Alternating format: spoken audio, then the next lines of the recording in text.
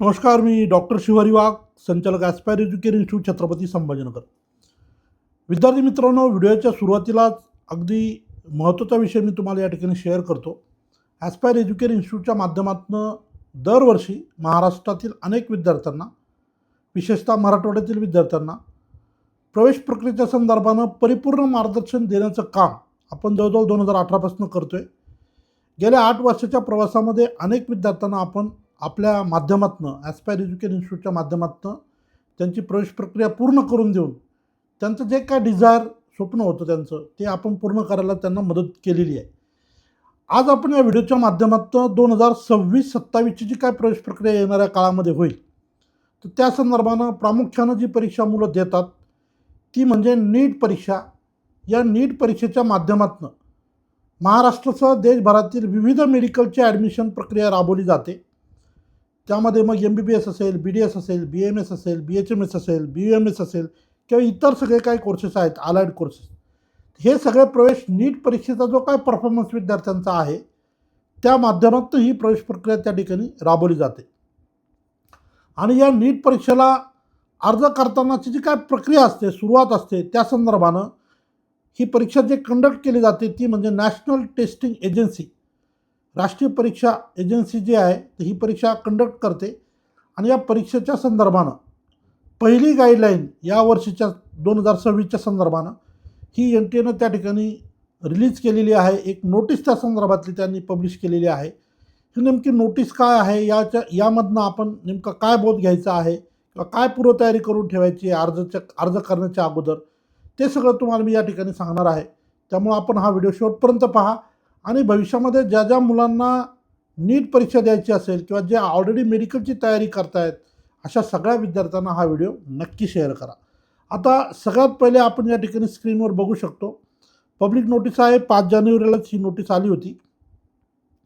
Advisory and instruction on updation of Aadhaar card, UDID, category certificate before filling of online application form for national eligibility cum entrance test 2026, म्हणजे नीट UG 2026.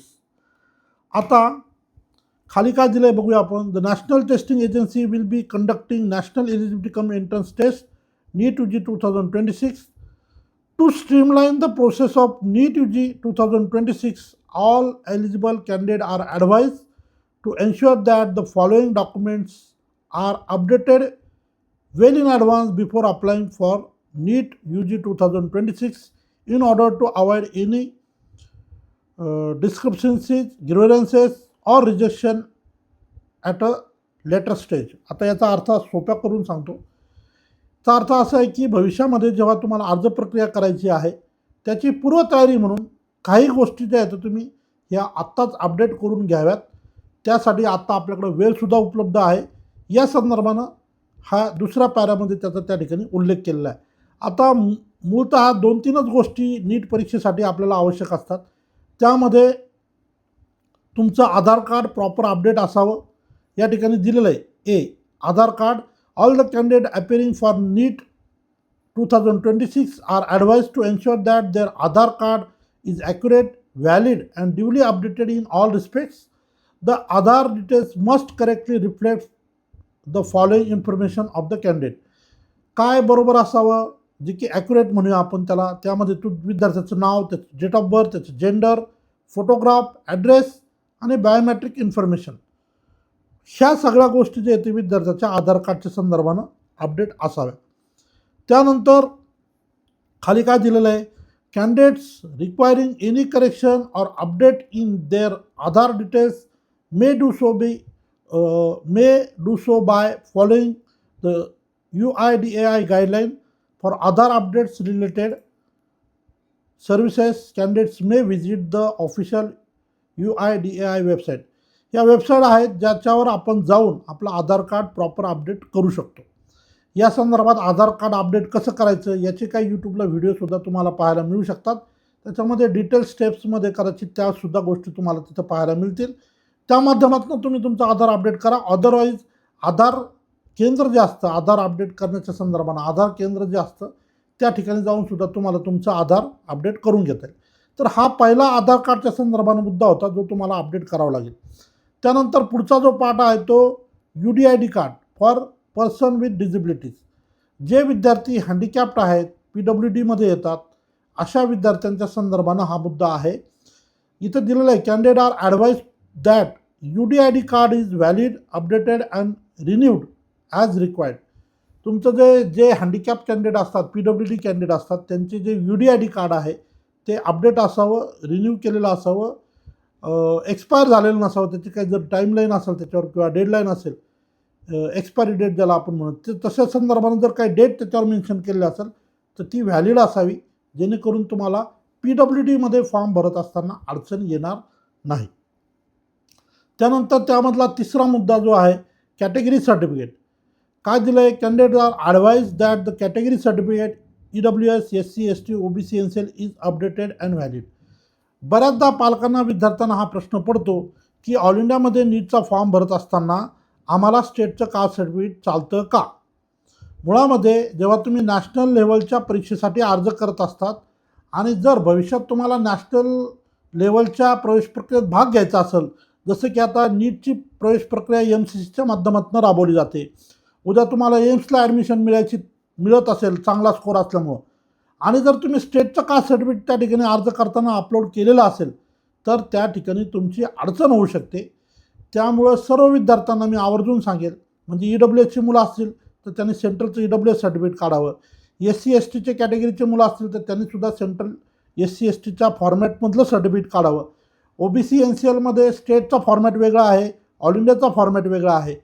तर नीटचा अर्ज करत असताना OBC कॅटेगरीच्या मुलांनी central OBC सर्टिफिकेटच काढावं आणि हेच सर्टिफिकेट अर्ज करत असताना वापरावं. मुळामध्ये स्टेटचं सर्टिफिकेट वापरलं, तुम्हाला 200, 250, 300 मार्क येतात आणि तुम्हाला भविष्यात महाराष्ट्रातच ॲडमिशन घ्यायचं आहे, तर ते OBC सर्टिफिकेट तुम्ही स्टेटचं वापरलं तरी अडचण येत नाही. परंतु जे गुणवंत विद्यार्थी, जे खूप चांगला स्कोअर करतायत, परफॉर्मन्स त्यांचा खूप चांगला आहे, अशा मुलांनी बिलकुल रिस्क घ्यायची नाही आहे. तुम्हाला ऑल इंडियात जर भविष्यात पार्टिसिपेट करायचं असेल तर तुम्ही व्हॅलिड सर्टिफिकेटच त्या ठिकाणी वापरावं, ज्याच्यामध्ये सेंट्रलचं EWS असेल किंवा SC ST कॅटेगरीचं सेंट्रलच्या फॉर्मॅटमधलं सर्टिफिकेट असेल किंवा OBC NCLचं सेंट्रलचं सर्टिफिकेट असेल. आता यानंतर खाली काय दिलेलं आहे? Aspirants are advise to regularly visit the NTA official website and for further updates, instruction और नोटिसेस रिगार्डिंग नीट UG 2026. थोडक्यात खाली दिलेलं आहे की विद्यार्थी पालकांनी NTAच्या ऑफिशियल पोर्टलवर नेहमी कॉन्टॅक्टमध्ये राहावं, टचमध्ये राहावं, जेणेकरून जे काय गाईडलाईन येतील त्या गाईडलाईन तुमच्यापर्यंत वेळोवेळी पोहोचत राहतील. सो थोडक्यात काय तर NTAकडनं नीट परीक्षेच्या संदर्भानं अर्ज प्रक्रियेला जरी अजून सुरुवात झालेली नसली तरीही पूर्वतयारी करण्याच्या संदर्भानं विद्यार्थ्यांनी त्यांची तयारी करून ठेवावी, या संदर्भानं गाईडलाईन्स येते या ठिकाणी दिलेली आहे. सर्व विद्यार्थी जे मेडिकलची तयारी करतायत, ज्यांचं भविष्यामध्ये मेडिकलला ॲडमिशन घेण्याचं ज्यांचं स्वप्न आहे, तर अशा विद्यार्थ्यांनी या गाईडलाईननुसार आपली पूर्वतयारी नक्की करून ठेवा, जेणेकरून येणाऱ्या काळामध्ये त्यांना प्रवेश प्रक्रियेमध्ये जाताना अडचणी येणार नाही. हे योग्य डिटेल योग्य पद्धतीनं भरलेले असतील तर नीट परीक्षाही व्यवस्थित पद्धतीनं तुम्हाला देता येईल आणि त्यानंतर होणाऱ्या प्रवेश प्रक्रियेत तुम्हाला कुठल्याही प्रकारची अडचण येणार नाही. कुणीही कंटाळा करू नका आणि दिलेल्या सूचनाप्रमाणे आपल्या सगळे डिटेल्स बरोबर आहेत का हे एकदा बघून घ्या. नसतील तर त्याची पूर्वतयारी करायला आपल्याला वेळ उपलब्ध आहे, त्याचा आपण व्यवस्थित फायदा घ्यावा असं या व्हिडिओच्या शेवटी सांगतो आणि या ठिकाणी थांबतो. धन्यवाद. थँक्यू.